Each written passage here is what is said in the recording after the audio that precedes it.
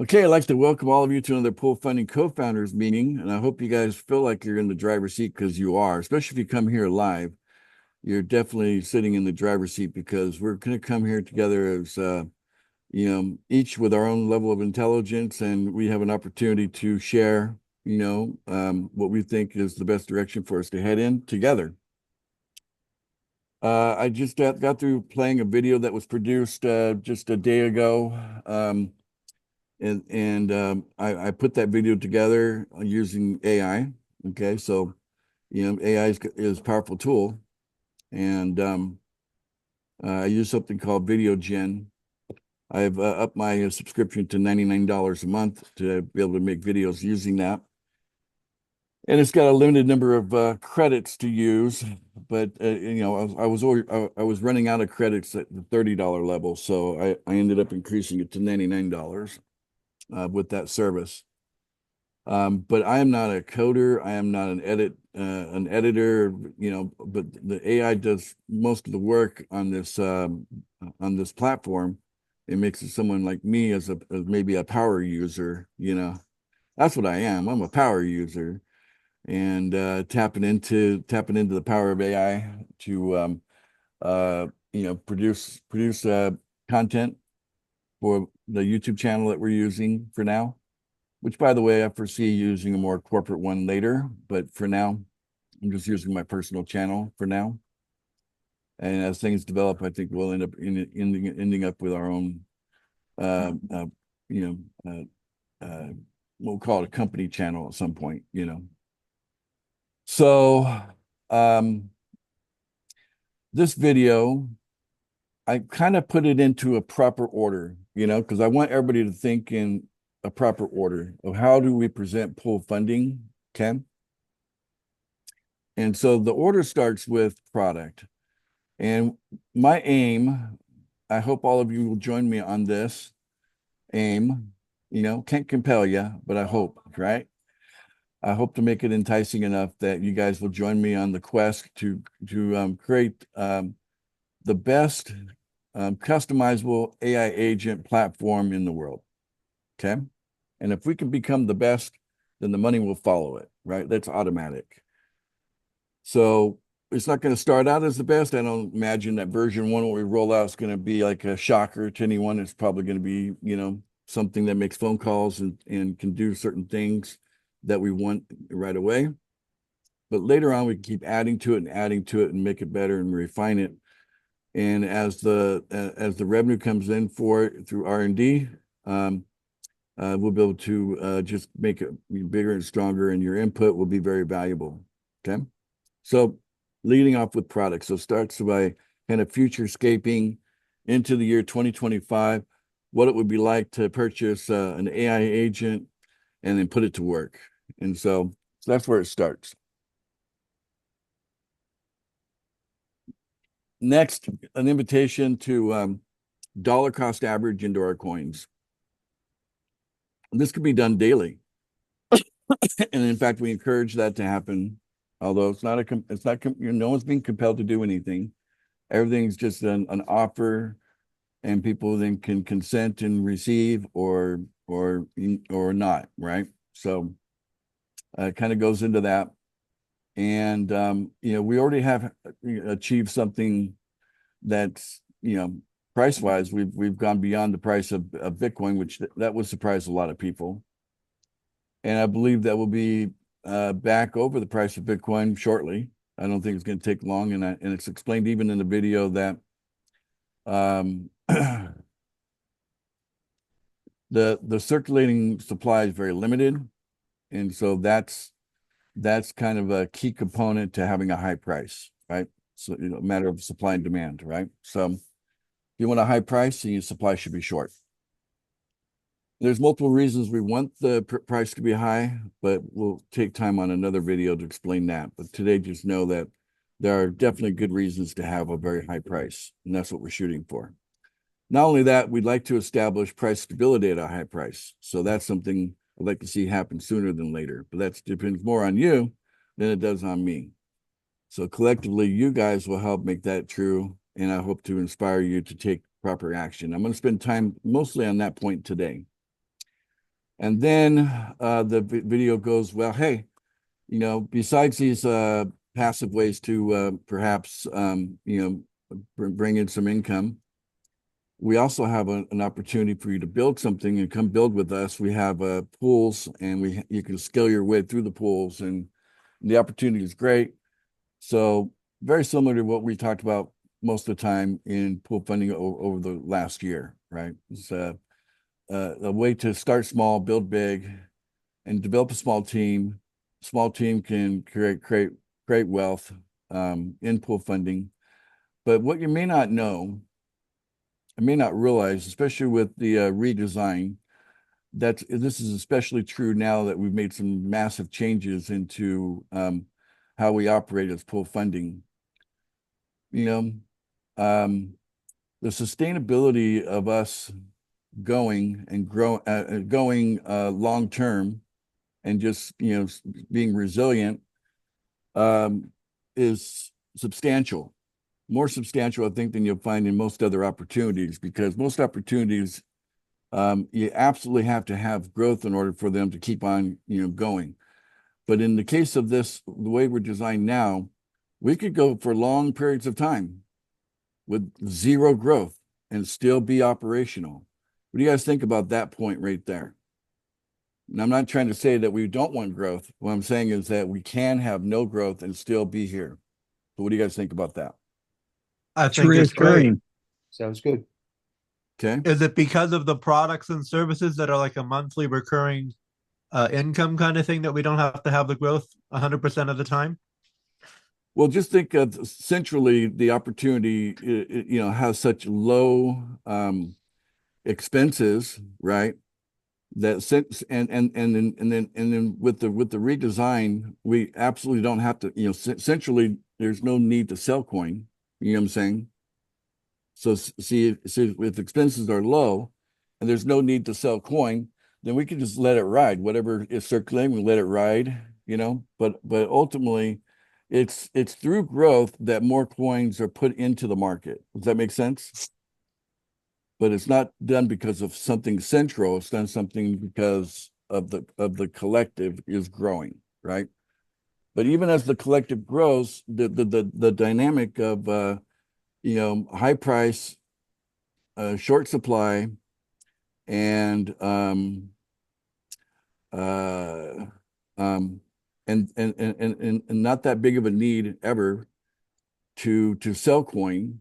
Okay, that those factors, make us very, very strong for a long-term thing. See, pool funding, the intent here is something long term, like longer than my life. Okay, let me put it in the real clear terms, longer than me, right? And given that genetically I'm disposed to probably live a long time. My father, by the way, is about to turn 94 in a few weeks. So, and he's walking around and gardening and doing his thing, and more or less there mentally and emotionally, and strong. So genetically I come from a place where maybe I'll make it, into my hundreds, maybe past that. How about that? So let's think in terms of something long term, okay? Because I think everybody wants to see me present long term as well. That I have some contribution to make on an ongoing basis, but it's not going to be just my thing. This is going to be our thing, and I just want to play a small role. I don't want to play the overwhelming role. I want to play a role of, like, I'm here, I'm intelligent, I have good ideas, and you guys can you hear them out, and we together can decide how to move forward year by year by year. How does that sound? Very good. Very good. Okay, that's the plan.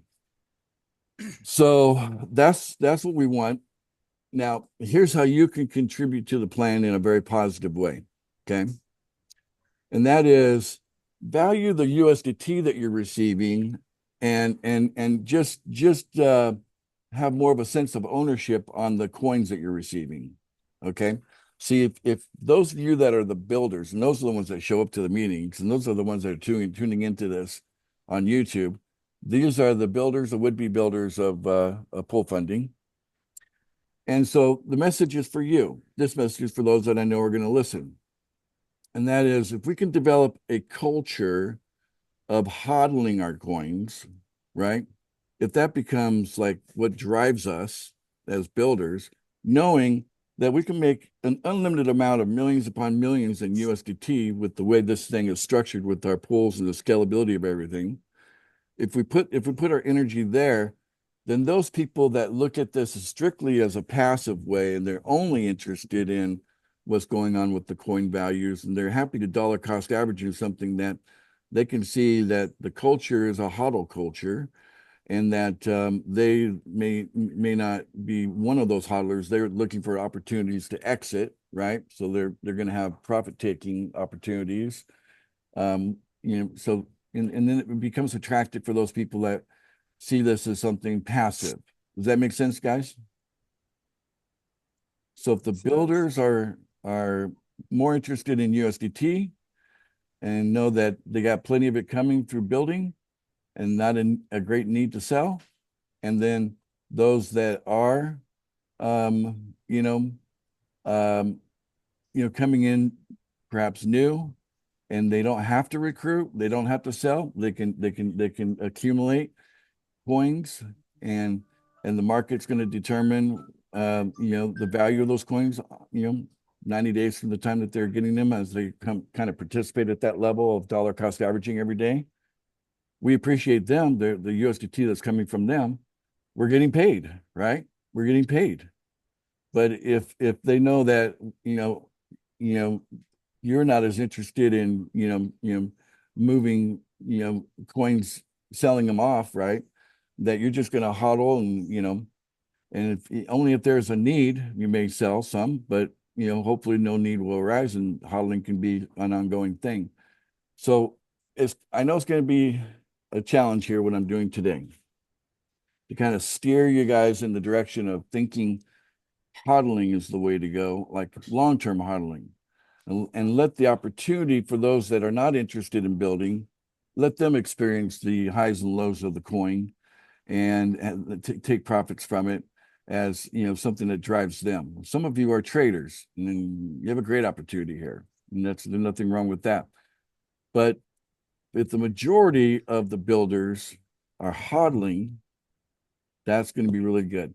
You'll probably notice that Bitcoin is one of those coins that it's developed a culture of hodling. You don't see 18 million coins moving every month. Okay, not even close to that. But yet there are 18 million coins that are in open circulation with Bitcoin, and it's going to get to the point of 21 million and stop. That'll take quite a few more years for it to get there because of all the halving. So hodling is what made Bitcoin great, and hodling is what can make us great. What do you guys think about that? What's your Sounds good. initial Yeah, I reaction think to you're that? right. Yeah. Okay. Yeah, I agree Well, with I'm not trying to convince each and every one of you, but I am trying to influence as many of you, maybe a majority of you, to kind of see it this way. So if you have a different perspective, there's nothing wrong with you having a different perspective, and the choice is yours, right? But even as a founder hodler, would it still be a good growth similar to like Bitcoin kind of thing as far as stability and all?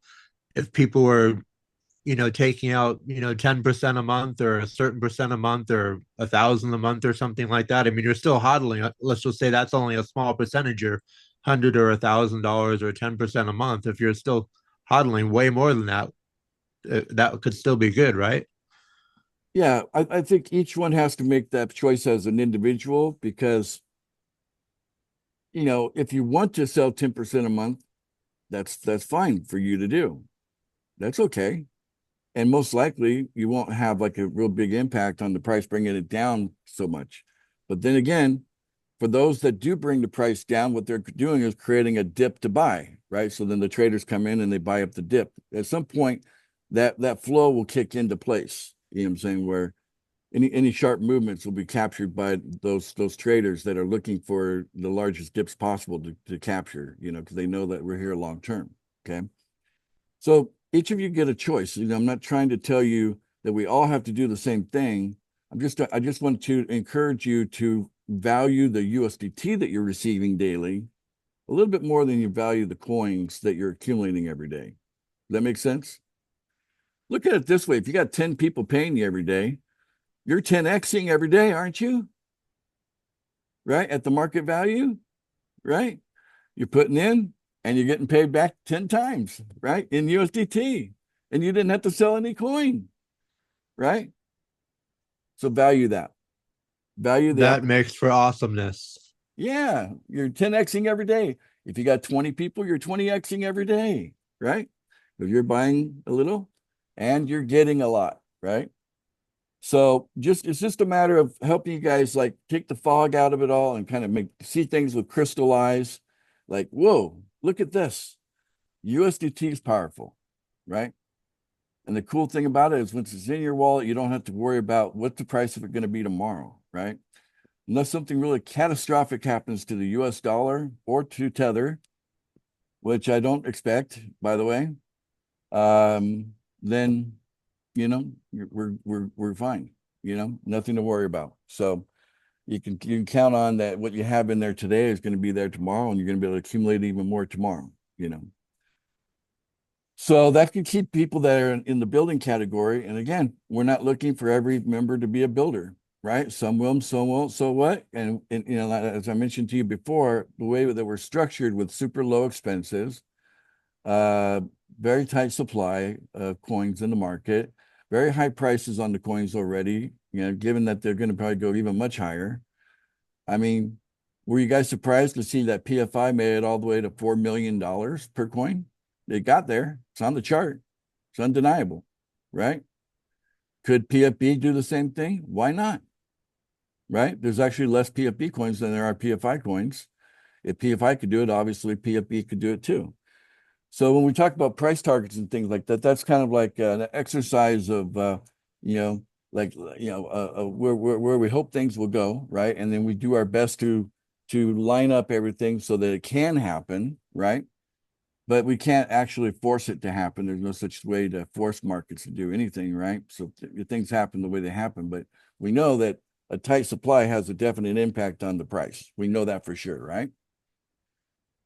And then just how many people have the power to make it come down sharply? Very few. There's only a handful of you that have that power. And that's likely to be the case ongoing, that there'll only be a very small number of people that have much power, to have really large sharp movements downward on the price. So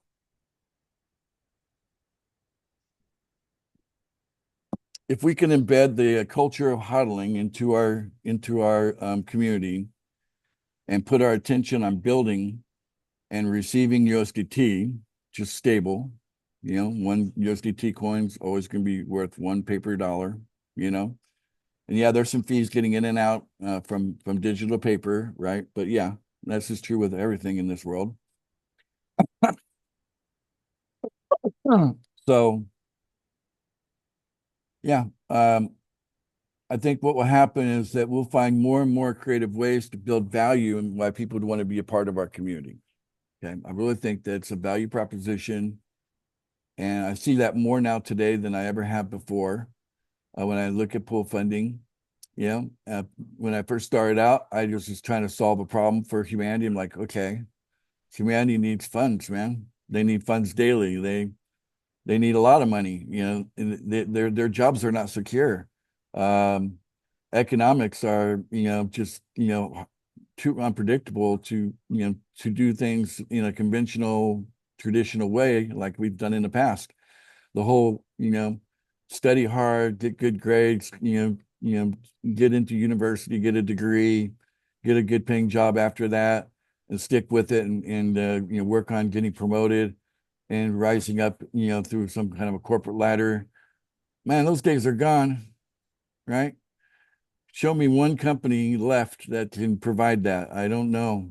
There might be a handful, around the world. But unfortunately, the world's changing so fast that,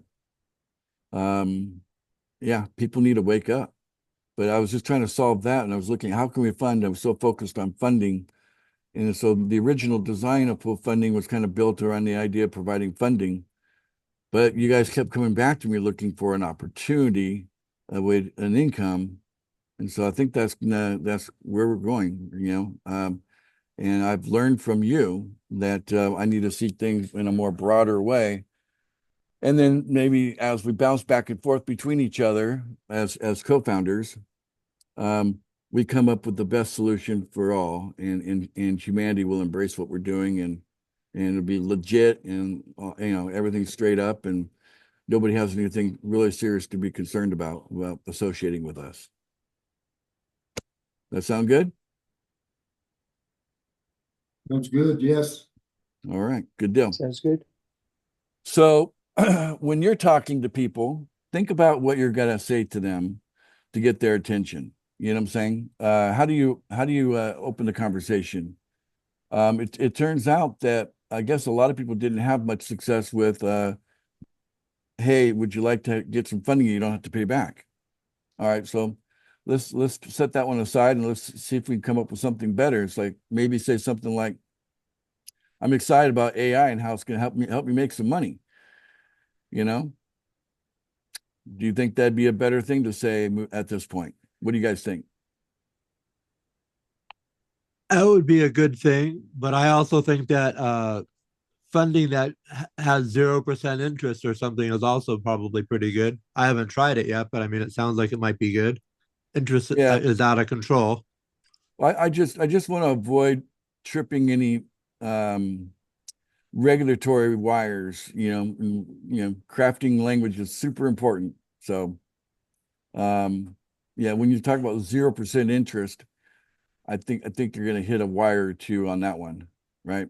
And come back and electrocute you, So So say funding without interest as opposed to 0% interest, or that's still the same. I just think that interest is not even part of the language, right? The word interest is almost right up there with the word investment, terms you should avoid using when you're trying to introduce pool funding, because then you're going to get some questions like, are you licensed and da da da da da da da. You know what I'm saying?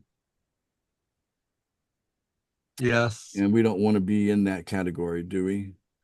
Nope. We want to be in the world of opportunity. We have an opportunity here. We're pitching a product. Yeah, I think that puts us on much safer ground when we're talking to people. What do you think? I mean, we know the product's hot because everybody's talking. I mean, you can't go anywhere without someone mentioning AI. Am I right? I mean, it's definitely where we're going. In the next 2 years, I think it's going to be the very, very hot topic. May I say something? Sure, go ahead there, Paul. I think we have two key great selling points, if you like to call them that. One is, as you say, the AI automation. If we can create a really powerful automated team building system is one thing. But also what I think is really interesting right now is that we're in a bull run in the crypto market, and people have been traditionally very frightened of the crypto market because of the risk. What we have is something very, very low risk. It's a very low risk opportunity to get into crypto market. So low risk, more low risk than almost anything else out there. Especially if you put large time frames on it. Like if you say the time frame is 3 days, I don't know. But if you put the time frame of 3 months or 6 months or a year on it, yeah, I mean, you can get into PFP right now for 35,000. I think we'll probably get to the point we'll never see 35,000 in the next 40 years. I think we'll be right. We're going to leave it behind and never go back, right? So for me, those are our two value propositions, put it that way. Yeah, I agree with them. I agree. And so and then how would you how would you like open up that kind of conversation? What would you say is like your one-liner to begin the conversation? Well, I'm toying with enter the crypto market at a very low risk, in a very low risk manner right now. Yeah. Okay. And then how would you sell that point to someone looking at our coins when they look at the Like it's been like crazy. Like most recently, it went from like 300,000 down to into the teens, and then now it's up to 35. Yeah. How would Yeah, how would well, that's a good point. how would you help them analyze that in a way that it looks low risk? Okay, well, that brings in the automated team building side of it, which is where the main income is. But their holding in the token is completely separate, and it doesn't affect their growth of their income at all. Mm-hmm. So their income is completely safe and risk free. If the AI is doing the team building and they're building a team, their income is not reliant on what happens to the token. That's right. That's right. They're so the safety and the fact that they're getting USDT for their efforts, yes, Yeah. right. And so they can multiply that by just getting two people, right? And so as soon as you have Yeah. two, then it's it's like doubling your money every day, right? So that's a good way to frame it. And then the market can do whatever the market's going to do. But yeah, you can always take them to the holders and show them, just how many coins are circulating, and that, you know, very few people have any power to make a big move, to make it move down sharply. And that out of like, I think we're about 1,600 on PFB, for example. You can say, look, out of 1,600 holders, there's really only about 25 or 30 of them that have any real power. That's it, you know. And that's a pretty small number. And the power that they have, when you look at how much power they have, it's, there's only, like two that have like a whole coin, or more, So out of 25 or 30. So the power is very, very low. All right, good points there, Paul. Appreciate that. Dave, and then we'll do Carrie after Dave. Go ahead, Dave. I've been hearing talk about the paper dollar going away. Is that going to affect us at all? I hear that too. I've been hearing that since the 80s, 1980, the collapse of the dollar. Yeah. They got a date put to it now for June of 25. Okay. Who's they? And how much Well, credibility they have, I'm assuming it's the banks or the government, whatever. No, Well, I doubt the US oh, government is saying they're getting rid of the dollar in June 2025, so I doubt that right away. And then the banks, are you referring to Well, the Federal Reserve, or are you referring to banks outside the US? What banks are you talking about? to be quite honest, I don't know. I heard it secondhand. So, well, Okay. Trump's already said he's not going to replace the dollar with anything else. He said that over and over. okay. Yeah. So I don't think that's a problem, at least in the near future. Yeah, I mean, And between he I and Elon Musk, they're pro Bitcoin and or digital currency. yeah, if you're new to hearing about the global financial collapse, I've been hearing it now since the 80s. So, and yeah, um, nothing makes sense. Like everything seems to be really upside down. How can a country have like $35 trillion of debt and a GDP that doesn't even, can't even get that high, right? How does that survive, But yet, it has survived through the whole episode with 2020. Remember that? How did we survive that? So yeah, I'd say in some faraway parallel universe, the dollar collapses, but I doubt it's going to happen in this particular timeline. you know, so hang in Okay. there. But in the meantime, I do like gold, and I would ultimately like to see us, be working with a coin that's 100% backed by gold instead of the dollar, because I just think that's a better long-term plan. If you're gonna, if What you would it take to got get to something, that point? just enough of us saying that that's what we want to do, and then we just do it together. And when I say enough, we're probably talking about in at least 100,000 to 1 million of us as a community, right? We need to get to that kind of size, and then it becomes a reality that's possible. We got to grow up into it. But we can get to those high numbers. Those numbers are not, when you're dealing with exponential, factors, those aren't really big numbers, right? In a digital world, so we'll see how it goes. All right, Carrie, back to you. Carrie out of Thailand. How are you today? Good morning, everybody. Hope the storm's not disturbing your part of the world. Did it pass by you, or is it on top of Uh, you? I think it passed by us. I think it's a Okay, beautiful sunny day. Yeah, no good problem. deal, good deal.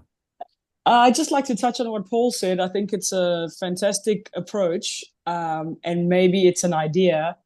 I think a lot of people on this call and a lot of people in the space would like to get into the crypto market, but they don't know how to get in, and obviously it's a risk. So you're paying your $10, you're getting $10 worth of PFB back. Maybe there's something we could tie in with education here as maybe a crypto course or something that people can learn how to get into the market, because I think it's a low risk space that we're getting into, and I think a lot of people would like to get into that, but with more education. Do you think people today, right now, are going to be more interested in crypto or more interested in AI? Which direction you think? Where's the heads of the average person right now when you say make money in crypto, make money in AI? Which one do you think is going to hit them the hardest right now today? The AI. So Edmund says The AI. AI is going to. I think But the AI, it's we've all got over both. the internet and YouTube and everything. It's like everything's AI this, AI that. So what if our cake was AI? Our frosting is digital money. I like to use that because crypto has, it can trigger people. So I like to call it, I'm in the habit of calling it digital money. Okay. Okay, great. And the cherry on top can be me. I don't know. Just joking. The gold candles. The cherry on top is us. No, I'm just joking with you. But anyway, but yeah, the cherry on top is, look, we do have an opportunity that that you can gather people around you to participate in, regardless if they want to be in the sales and recruiting side of things or not, right? They can still be a part of our of what we're doing. How about that being the cherry on top, So I don't know. That's just I'm just trying to do an analogy. I'm kind of throwing it together, slapping it together. So I apologize, a little messy there, but No problem. but yeah, I think if we can take that video and use that as kind of like a model for the discussion, we're selling the idea of hey, AI can work for you, hey, you can dollar cost average into our coins. Here's a cool way to do it. We got a nice little system going, and hey, you can help us build and be one of our co-founders and help us build something great together. And and all that video kind of does all that in a matter of like 5 minutes. And if your message is in alignment, what you say to people, same as what that video says, be good. And then from there, it invites them to take the journey of registration. It only takes 2 minutes now. You don't have to have a MetaMask wallet to register. You can just register. And then from there, you can then go ahead and set up your MetaMask and connect the wallet to it and start making payments. So more videos are coming, more like instructional videos on what to expect once a person's in the daily routine. So we need something that covers the daily routine. That one's coming very soon. So yeah, great point, Carrie. Okay.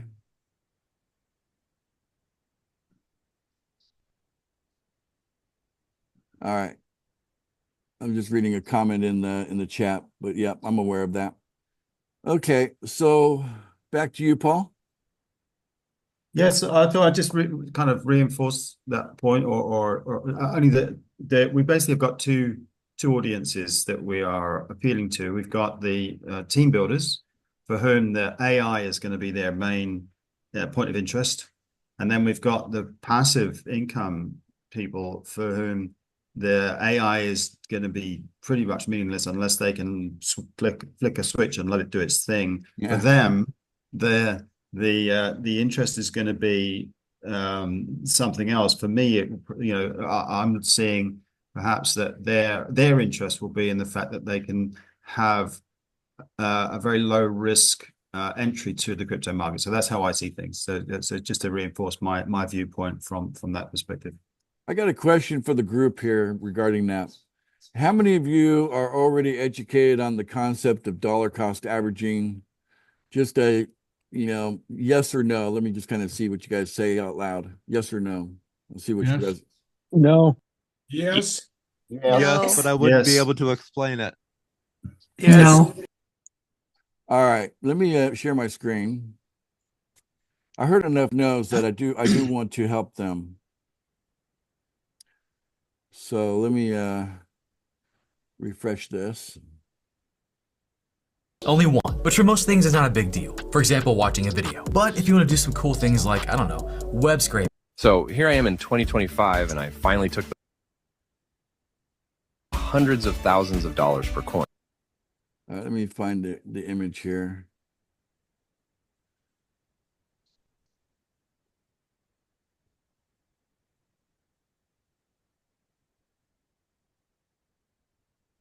It goes by pretty quick. Looking for the dollar cost average image.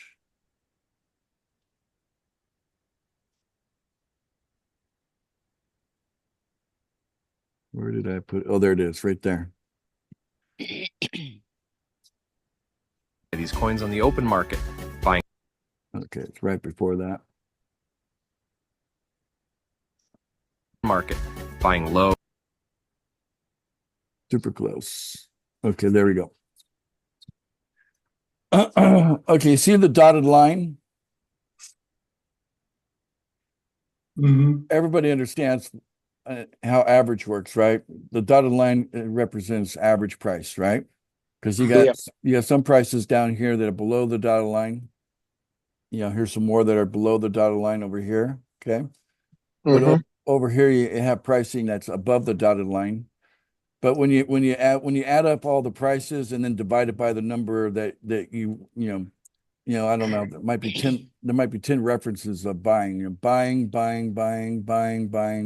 buying. So in this example, there could be like 10 dots here with the dollar sign on it of where purchases was made, maybe the same amount, $100, whatever, and then divide that by 10, and then you end up with an average price. Okay.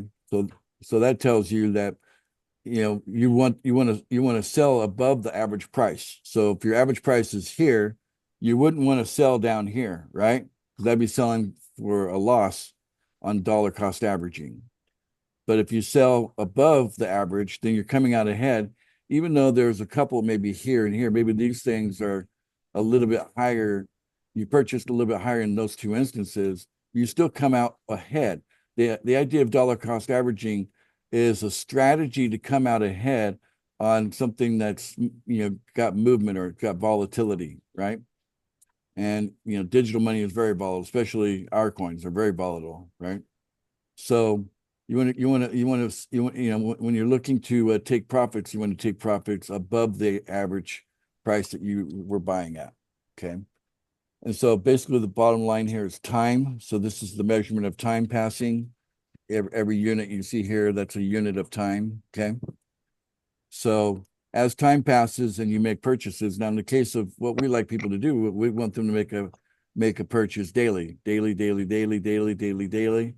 right? And then 90 days later, ultimately what's going to happen is I'm going to have the programmer put in a special feature here. Right now you got your holdings, but I think we could probably shrink all this down, or not, or maybe use the next line down below. But maybe we can show, the USD value of the holdings, right? And they can compare that to what they sent. If they sent $50, but over here it says you got $55, they can feel good about that, right? Right. So that's Yeah. That's a missing part. That's not That'd built. be a great feature. That'd be a good feature. That'd be a good feature, right? Okay. And then the dollar cost averaging is kind of done automatically for you, you know. Yeah. All right, Vic. Vic Theory, go ahead, buddy. What's on your mind? Yeah, hi. I have a little different idea of dollar cost averaging. Sure, love to hear it. Okay, could you put that slide back up? I'd love to. All right, share screen. Go back into the video. Sorry, I got to move the zoom out of the way. Must be on another place. Let me go to here. Here we go. There we go. Okay. Okay, dollar cost averaging, the way I see it, and I've used it in my lifetime, is this first month over here where you are. I don't think you can see my pointer, but if you're buying, let's just say a stock, all right, you're buying the stock here, right there, at a price of 50. Okay. Here you're buying it at 60, and the next one, okay, here you're buying at 70. Now, if you use the same number of dollars every single time that you purchase, you end up purchasing many more here at 60 than you do here at 80, or that you do way up here at 100, okay? And therefore, that is my understanding of dollar cost average purchasing. All right. Got it. Here you get a lot. Here you get a lot more for your $100 or $1,000. Here you get a lot less shares. Now, Sure. ACE can translate that for you into rather than shares, how that is our coin. But this is the way that, if you go invest.com and look up definition of dollar cost averaging, I think this is what you'll find. Yeah. And especially when you're talking about a share price and help me out. Can you buy a fraction of a share? I guess you can, right? No, but most people, no matter what is, you're buying a number of shares. You're buying 100 shares or 150 shares or something on that order. Well, if I wanted to buy Apple and Apple's at $600 per share, I can buy $100 worth of that share. No, you cannot. No, you can't. Sorry. So that's the problem. That's why you're using that analogy with shares. So in the case of shares, you're not going to be able to just spend the same amount each time. When it's $50, you're buying, let's say you buy one share. You buy one share for $50, and here you bought one share of $60, and here you bought one share of $70, and here you bought one share of $100. But because you had to spend, because you're buying a whole share. Now, when it comes to digital money, no, Ace, come back. You're spending the same amount of money. Let's change my analogy and say that you're spending $5,000. Okay. Here, when you're spending $5,000, you're getting 100 shares. Here at $5,000, you're only getting 480 shares. Here at $5,000, you're only getting 250 shares. Okay. All the way at the top. Okay. All right. Got it. That's where your dollar cost averaging. You're always using the same dollar amount in your purchase. All right. But you're getting different amounts of the commodity. Yeah, but the main principle true in both ways looking at it is you end up with an average price. That's right. You end up with an average price. That's it. And then it doesn't make sense to sell something below that average price, right? Unless you're an emergency, right? I was just getting into the definition. That's all. Yeah, the definition. Oh, Hunter, you got something? But I appreciate that. Thank you, Vic. Okay. All right. Yeah. My example, I should have used $1,000 or $10,000 rather than 100 to mix things up. All right, that's my contribution. Great contribution, always appreciated. All right, so I heard you say something to Hunter. Do you want to say something, Hunter? No, you wrote have something. My hand up or anything. I'm. Got it. That's probably what he's talking okay. about then. Yeah, okay. You put a note in there. You're right. Yeah, so there's applications where you can do that. Okay. Where you can buy shares, but we're not in that business. We're not in the financial business in the sense of stocks and bonds and shares, but we're in digital money space where you can buy a fraction of a coin, no problem. You could buy something that's even less than a penny, but you have to have something less than a penny to pay for it, So, and it's you do between the different coin opportunities out there. You can take this coin over here, it's, you know, a whole bunch of them, and you can operate it even less than a penny in your trading. But usually there's fees that kind of prevent people from operating at that small level. You know, because those fees are usually done in, you know, cents. Like in the case of B&B, you're going to have a gas fee of you know, could be as high as 50 or 60 cents, you know, to do a swap. So anyway, just a little, those are nuances, but yeah, coins are available in fractions, and you can send. There's ways to send, especially if you do it through a web application instead of outside of the market. You can send coins, you know, in small fractions as well. All right, Paul Thompson, go ahead.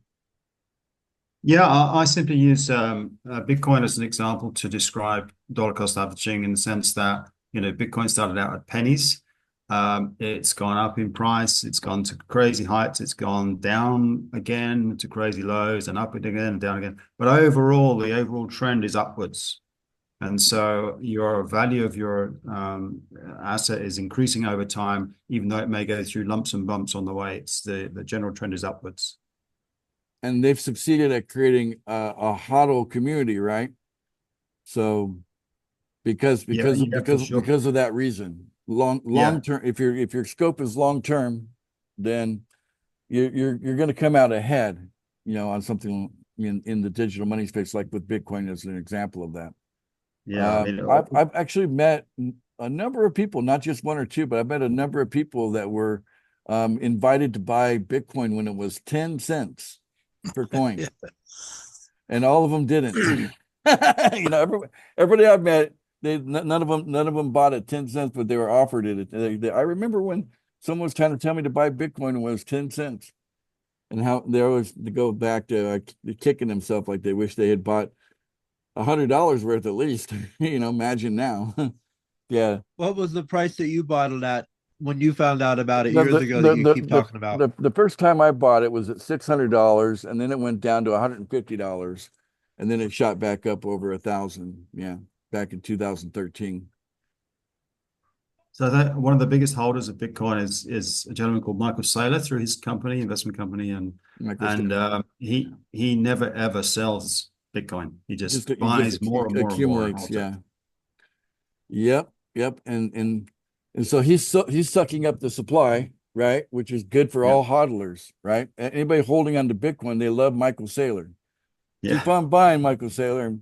And then a lot of people have welcomed BlackRock, because BlackRock tends to buy more than they sell, you know. So absolutely. But yeah, but there's definitely, when it comes to Bitcoin, there's lots of people that are excited about, you know, these people who are determined just to accumulate it and have it as an asset that they can, you know, point to. I got this, so now I want to do that. You know, so you know, that's what you can do when you're holding billions of something, right? So I think coming back to Kerry's point earlier as well, you know, education about Bitcoin, as simple as we can keep it, because you can get too deep into it and whatever, but enough to allay people's fears about the crypto market, and with just enough education and knowledge about certain key terms and key strategies, if you like, put it that way, like hodling, would be great to have that information available to give to people, I think. Yep. And once we get really, really big, then our story is going to be better than Bitcoin's story. You know what I'm saying? But the story you hear on the news, when you turn on the news and they tell you about Bitcoin, they say, well, it's the asset that has had the greatest amount of appreciation in world history that we know of.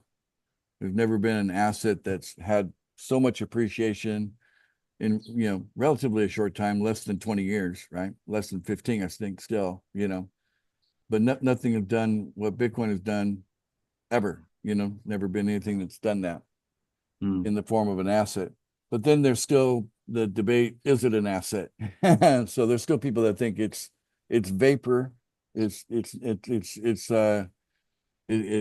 worthless, right? So there's even though the price keeps going up, those same people that are determined to say it's worthless will still say it's worthless, because they're so attached to the tangible world that they can't see something that's not tangible as being an asset. So yeah, what most of them point don't of view. realize is that, yeah, paper money is worthless. What most people don't realize is What's nothing. funny, the same people saying Bitcoin is worthless, they have a whole bunch of paper money and they don't have a problem with that. And you and I know, Yeah, you know, crazy world. It's upside down. yeah. But yeah, no, you know, it's everything's so gray, isn't it? There's no black and white in this world. Everything is there's some one shade of gray or another. But it makes it an interesting place to stay for a while, and that's why we're here. So as far as pool funding goes, let's really contemplate the idea of builders being hodlers. Like that's just kind of like one and the same, you know. Consider that idea, because if you guys buy into it and it really resonates as a culturally within our community, and then only people that really have like a situation they just got to sell, they got to sell, you know. But on the other hand, you got people who want to be builders and haven't quite achieved that yet, and they might have quite a bit of coin, but they may need to sell it, and there's nothing wrong for them to sell when they need to. You know what I'm saying? But again, that would create buying opportunities for those people looking for those large dips. So some people really wait for large dips before they get into something with, and there you go. So we offer it all. What we have is an opportunity for, it doesn't matter what category you're in, we actually have something for you. And when all of us as builders come to that conclusion that, hey, we can talk to everybody about what we're doing, because, they're probably going to fit in one category or another, I mean, let's face it, some people will be very interested in AI for other reasons than just having it as a tool to make money. That's how we're putting it out there. It's like, hey, this is a great tool to make money. But AI is far more valuable than that. It's got other features and benefits besides a way to make money. I think that when we go deeper into the future, we're going to see AI as like a common companion. A lot of us in the world are going to see AI as a companion, an intelligent companion, and maybe even more so than we feel an affinity to use like Google. Like we want to know something, we go Google it, right? But it doesn't have that companionship feel to it. But I think AI, when it's talking back to you, and it does it in a very human-like manner, I think people are going to end up just. I think the most common use in the future for AI will be conversation. I think that's where it's going to land, right there, and there's huge value in that. Okay. Anybody else want to input something for today's meeting? I thought we did great today. Good meeting. Going once, going twice. Okay. Well, I do appreciate everybody that showed up and is here. And for those of you catching us on YouTube, I encourage you to come check us out live. We do this at 9:30 p.m. Eastern Standard Time on Sundays, Mondays, and Thursdays. So come join us for one of our pool funding co-founding meetings that we do on Zoom. All right, there we go. So we can all unmute now and say bye for now, as we usually do. Bye, everybody. Bye for now. Bye for now. Bye for Hi, now. everybody. Hi. Bye. Good meeting. Bye. Bye for now.